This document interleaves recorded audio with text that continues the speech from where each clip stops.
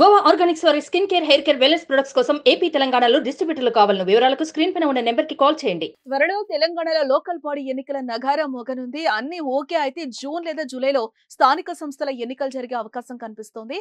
BC రిజర్వేషన్లపై BC commission కసరత్తు ప్రారంభించింది. BC commission chairman, సభ్యులు స్థానిక సంస్థల్లో బీసీల రిజర్వేషన్లపై చర్చిస్తున్నారు.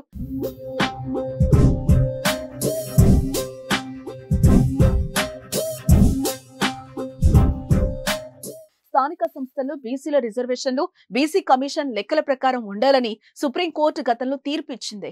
ఇందుకు అనుగుణంగానే బీసీ కమిషన్ కసరత్తు చేస్తోంది.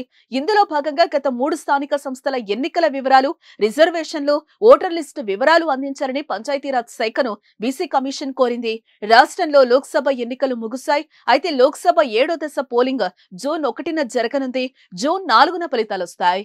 ఆ తర్వాత సర్పంచ్, ఎంపీటీసీ, జెడ్పీటీసీ ఎన్నికలు నిర్వహించాలని ప్రభుత్వం యోచిస్తోంది. సీఎం రేవంత్ రెడ్డి లోక్సభ ఎన్నికల ప్రచారం సందర్భంలో స్థానిక సంస్థల ఎన్నికల గురించి కూడా ప్రస్తావించడం జరిగింది. జూన్లోనే లోకల్ బాడీ ఎన్నికలు నిర్వహిస్తామని చెప్పారు. రాష్ట్రంలోని బీసీ లెక్కలు తేలకపోవడంతో ఎన్నికలకు కాస్త సమయం పట్టొచ్చని టాక్. తెలంగాణలో కుల గణన చేయాలని ప్రభుత్వం నిర్ణయించింది. ఇందుకు 150 కోట్లు కేటాయించారు. కులగణన చేసిన తర్వాత ఎన్నికలు నిర్వహిస్తారా లేక ఎన్నికల తర్వాత కులగణన చేస్తారా అనే దానిపై క్లారిటీ రావాల్సింది.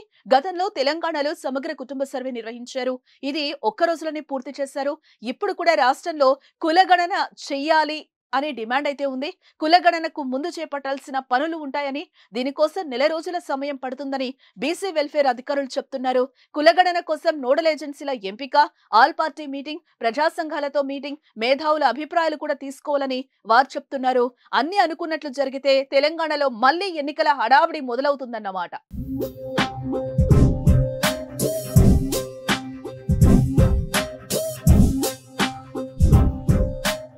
సుమన్ టీవీలో మీ పర్సనల్ అండ్ బిజినెస్ ప్రమోషన్స్ కోసం కింది నెంబర్కి కాంటాక్ట్ చేయండి.